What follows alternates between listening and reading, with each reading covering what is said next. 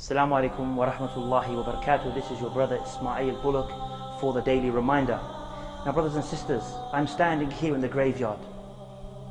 Why am I standing here in the graveyard? This is my home, and this is your home. This is where ultimately we will be. We are here, as we know, in this earth for a short period of time. But are we living our lives as if we are here?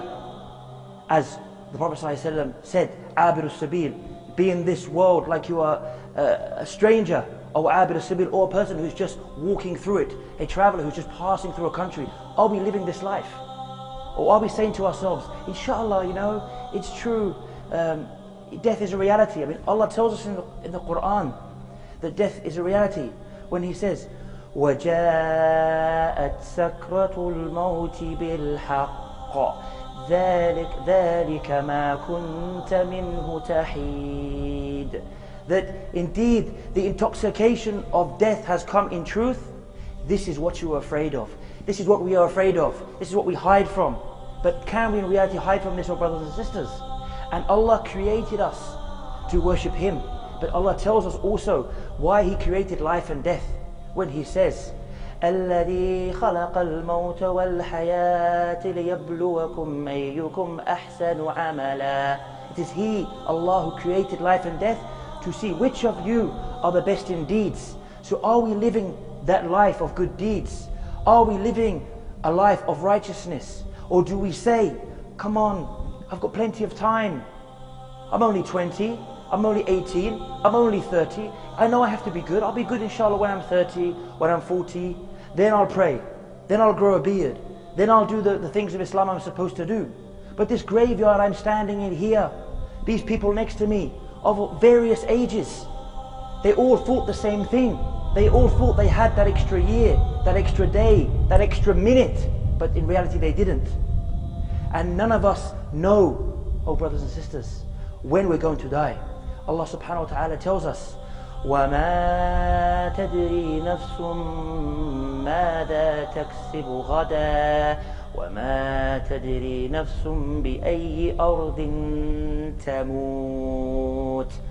Allah subhanahu wa ta'ala says that no person, no soul knows what they will put forth tomorrow, what will happen tomorrow, what they will do tomorrow. And then He finishes by saying, and no soul, no person knows which land, where they will die. This is the reality. So are we willing to take that risk? As they say, now is the time. Now is the time to make that change and to bring a bit of reality of this grave. Uthman radiallahu anhu, as reported by his freed slave Hani, he said that Uthman radiallahu anhu, he would, when he was mentioned about Jannah to him or about Jahannam, the hellfire, he wouldn't cry. But when he went to the grave, so he said to him, Ya Uthman, when we mention paradise and hellfire, you do not cry. But when we come here, to this place, the grave, you cry. And he would cry until his beard would be full of the wetness of his tears. And they said, why is this? Paradise. Jahannam, you don't cry, but you cry about the grave. And Uthman radiallahu anhu replied and said, surely it is because the Prophet sallallahu alayhi wasallam said, Al-Qabr, awwal manazil al-akhirah, that the grave is the first stage of the hereafter. So whoever is successful in this stage is successful thereafter. And whoever is unsuccessful and has failed in this stage of the grave, he has failed and is unsuccessful in the hereafter. And the Prophet ﷺ also said that out of all of the scenes that I have seen, all of the events, all of the battles, all of the scary events, the Prophet ﷺ is saying that the grave is more frightening than all of these. This is the reality of the grave. And somebody may say, I have a good heart, I've done enough good deeds, I'll be absolutely fine.